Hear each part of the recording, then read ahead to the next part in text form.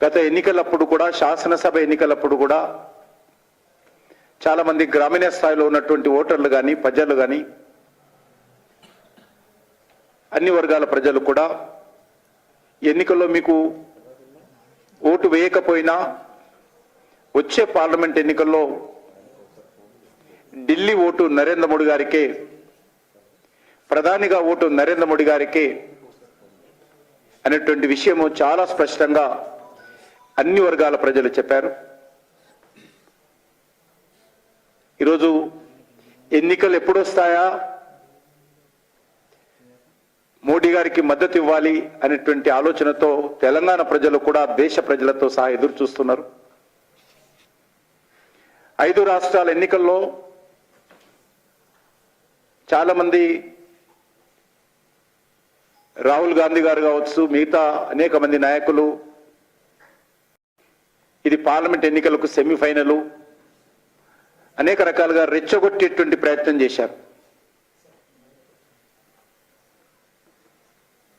కానీ ఈరోజు మేము వాళ్ళు సెమీఫైనల్ అన్నప్పటికీ మేము ఏమనకపోయినా కూడా ప్రజలు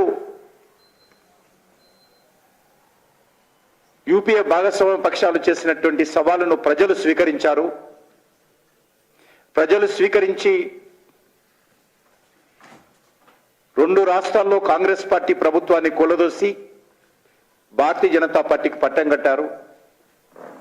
భారతీయ జనతా పార్టీ అధికారంలో ఉన్నటువంటి మధ్యప్రదేశ్లో నవ్వుతున్న భవిష్యత్ అనే విధంగా మెజార్టీ, అత్యధికమైనటువంటి మెజార్టీ రికార్డు స్థాయిలో మధ్యప్రదేశ్లో బీజేపీకి ఇవ్వడం జరిగింది.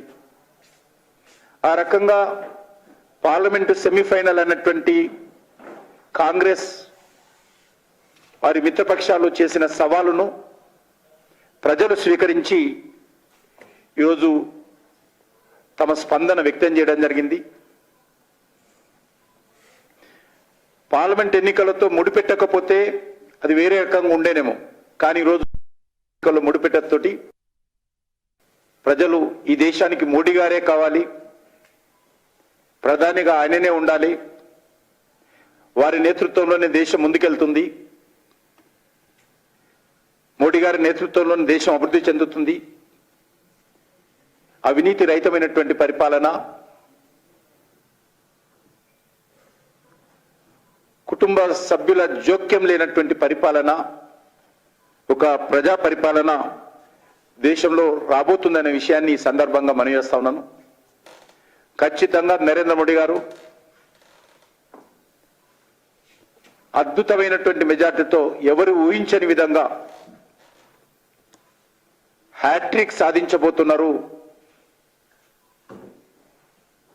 తెలంగాణలో కూడా ఇప్పటికే ప్రజలు నిర్ణయించుకున్నారు. తెలంగాణలో కూడా డబుల్ డిజిట్తో మెజార్టీ స్థానాలు భారతీయ జనతా పార్టీ కైవసం చేసుకుంటుంది.